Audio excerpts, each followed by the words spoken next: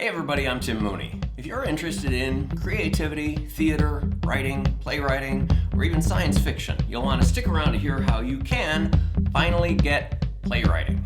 This week I'm gearing up for 2 performances of my one-man play / monologue collection, timz Paranoid Delusionz. And so I've been thinking about just how these plays developed into what they eventually became.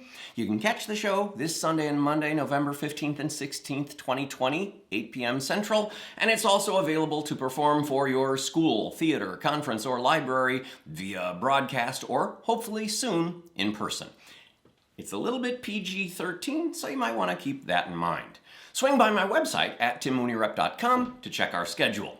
You can also check out several of my previous takes on Shakespeare, Moliere, acting, monologues, memorization, and more at my YouTube site, Moliere Lover. Here's a link to a recent one of those explainers, which will lead you down that rabbit hole to more and more of them. If and when you decide you like this video, please hit like and subscribe for more. But for now, here's I Finally Get Playwriting.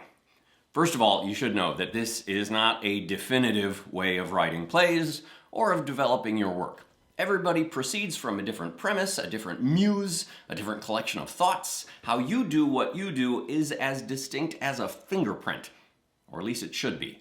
But until you know how somebody else goes about the process of such a thing, you might not be able to see a path for yourself. So I'm going to explain a thought process that is highly particular to me, and perhaps we'll be able to forge some larger vision along the way. Here's what I call what it is that I do. I turn ideas into words, and words into performances. In some instances, I find an idea that has been nibbling away at the edges of my awareness for decades, something unusual that I can't stop myself from thinking about, something that makes you go, or, well, that's weird, or, ooh. Every once in a while, an idea captures me. Usually, I wish that I could shake loose of it, but I can't. I don't know that this idea is going to be a play. What I often notice is just how little other people are talking about it. I find myself wondering if they're secretly thinking the same thing that I am.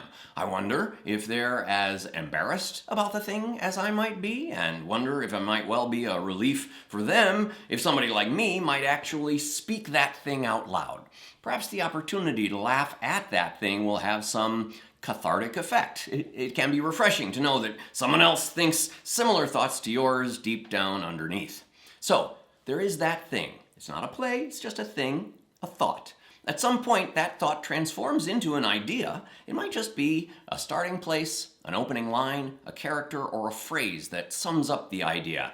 After weeks, months, years of stewing with this thought, I open up a fresh document on my computer and put that first piece of the idea down on paper or on the screen. At which point, we're off to the races. You should know that I am a performer and I tend to write a lot of one-person plays. So I am usually the person who performs these one-person plays that I write. As I work this material, whatever it is, up into a one-person play, I memorize the lines that I wrote. Which means that I don't abandon those words on the page once I put them there. I nurture them into life. I may speak those words aloud as many as 1,000 times before they're ready to perform, and in the course of speaking them 1,000 times, I probably rewrite them 100 times. How many drafts of your plays do you write? 3, 10, 25? What if you wrote 100 drafts? Not throwing the whole thing out and starting over 100 times, but tweaking words here and there again and again. How much better do you think your play might be? I get it. You don't see how those plays might actually need 100 drafts. But let's say I'm working on Shakespeare. I perform Shakespeare a lot, so I'm familiar with that process. I generally work with the assumption that those words are perfect the way that they are. I'm not looking to change them. I often adapt and shorten the plays, so there are changes going on, but those lines that remain are just about as perfect as you're likely to ever find them. Again, I'm going to speak those words perhaps 1,000 times before they're ready to share with the public. And at almost every step along the way, I'm going to be asking, why? Why did Shakespeare use this word rather than that? Why is that syllable placed where it is? Why does he use a series of hard consonant sounds? Why does he finish this speech off with a series of one-syllable words What does that do to the rhythm of the speech? How does it feel emotionally to get into that rhythm and speak those words aloud? I'm engaging in that same process when I'm memorizing my own words, except those words don't start out at a place of being finished or perfect. And while these words are still shaky in my memory, I often get the recitation wrong from time to time. But in the process of getting it wrong, very often I find that my tongue or my subconscious has provided me with a much better word. I tripped into it somehow and suddenly the rhythm feels more natural. That awkward shift from one word to the next is smoother. Or that smooth shift from one word to the next has transformed into an awkwardness that feels right for what the character is going through. Sometimes it's just a funnier word slips out, like when I've written the word reviled, but I find myself saying vilified, or I wrote sacrifice, but say relinquish. Or perhaps I feel that this or that moment is about to reach a climax, but in my writing, I've undercut that moment and moved on too quickly. My sense of the give and take of the action tells me that I need that one more sentence to hammer the point home in a satisfying way. In other words, if you're a playwright who thinks that you've written a perfect monologue in your first draft, you're probably kidding yourself. I wouldn't be surprised if you've got a perfect line in there somewhere, but it's the process of living with the whole thing on your tongue, in your brain, again and again and again, that breathes life into the thing. Keep in mind, you are ultimately going to expect actors to memorize those words that you're providing them. Those actors are going to recite those words maybe 1,000 times. Wouldn't it be nice to know if those words are going to stand up to the scrutiny of 1,000 recitations?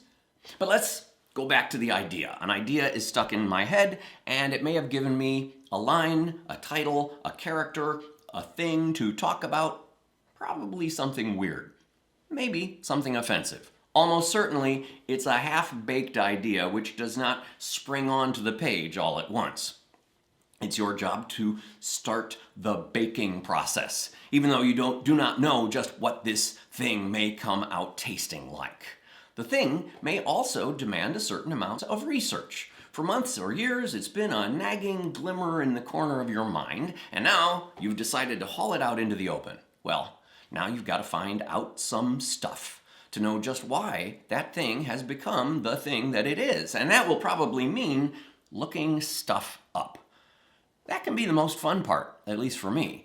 I get to know how that thing developed and may uncover some surprising, fun facts along the way. It may lead me to contemplate just how it might continue to develop on down the line, 10, 50, 100 years into the future. Suddenly, I'm writing science fiction or speculative fiction. But for me, the real joy of the work tends to be when the thing takes on a life of its own, taking me somewhere I did not see that it was going.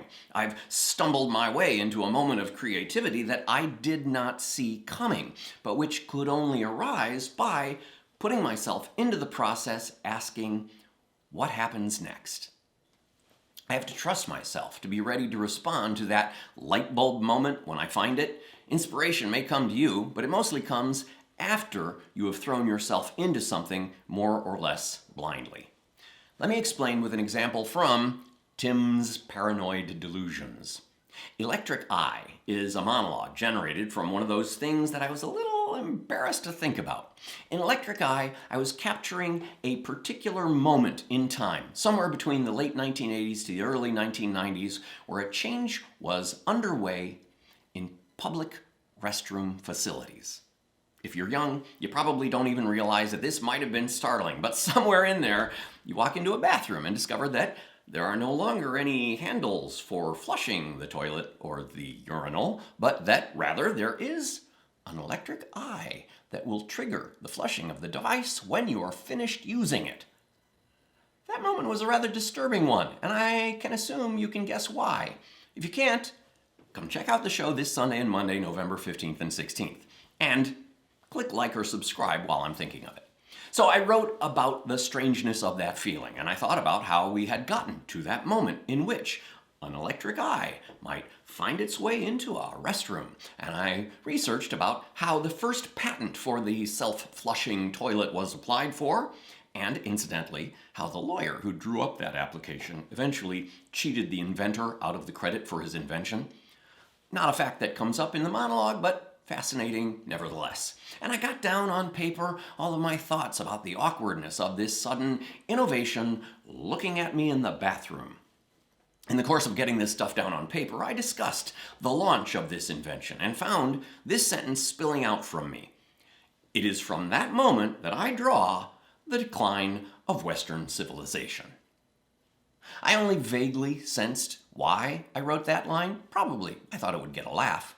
But having written that line, I now had to explain just why it was true. And having put that thought out there on the table, I connected the electric eye in the bathroom to the subsequent proliferation of monitoring devices that now live pretty much everywhere we look. The bank, the 7-Eleven, the hotel, the elevator, on and on and on. And I researched just how many of those devices are out there and just how many times we are caught on camera on a daily basis and just how much privacy we have sacrificed in seemingly every aspect of our lives. This spirals ever upward and onward to the point that I actually do make what I think is a pretty good case for the decline of Western civilization. But I never saw that conclusion coming when I started out. I just wrote and followed where that writing led, and suddenly that writing had a purpose and a lot more discoveries that would proceed to spill out from that purpose. So this is just the tiniest example. I could describe other instances from other monologues and plays that I perform, which I probably will do in other videos. But almost every time, it's just something that makes me go, huh. And eventually, I force myself to sit down to write about that thing that makes me go, huh, no matter how awkward it might be. Sometimes, the more awkward, the more inspired I am to write my way around all that weirdness in a fun, tangled way. And then I do research about how things got this way, and I pay attention in the course of the writing for that one line that pops out unexpectedly that will lead me to somehow making sense of it all. It is from that moment that I draw the decline of Western civilization. And once I hit a line like that, that's when things get interesting. You can see how some of these plots play out as part of my short one-man show, Tim's Paranoid Delusions, on Sunday, November 15th at 8 p.m. Central on Facebook Live, or on Monday, November 16th at 8 p.m. 2020 on Zoom. If you're watching this video after those dates, please swing by my website at timmooneyRep.com to check out my schedule and availability for further events.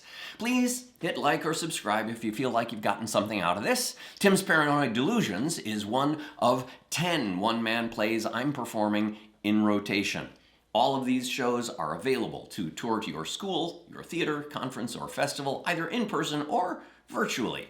I am Tim Mooney of the Timothy Mooney Repertory Theater, and we are a not-for-profit organization dedicated to inspire, inform, enlighten, educate, and entertain. We're very grateful to our generous sponsors who have made all of this possible, including our major donors, the DeHaan Family Foundation, the Sunflower Road Foundation, and Mr. Neil Spellman. We are also extremely grateful to our Patreon supporters who keep us thriving month in and month out with donations of anywhere from $1 to $50 each month. You guys rock. In fact, it's time to do our drawing for the last 2 months of Patreon free performances that go out to our various members. Here's one for 2 months ago, and that's Kathleen Connery. Kathleen Connery is in Virginia. She is actually my costume designer, and she's amazing. And number 2, not looking where I'm going, here we have the other one is... Sean Murphy has already been drawn once. We'll try another one, and here we go with Bree Dolliger has already also been drawn once. We're going to keep at it till we find somebody who has not yet won. Gary KONAS. Congratulations, Gary. Gary's a wonderful supporter from Wisconsin. You're this month's winner. Anyway, if you'd like to join us and support our mission, please swing over to timmooneyRep.com, hit the donate button, or join our Patreon campaign, which has fun perks such as books, t-shirts, coffee mugs, sometimes free performances at patreon.com/timmooneyRep. Thanks for joining me. See you on the stage.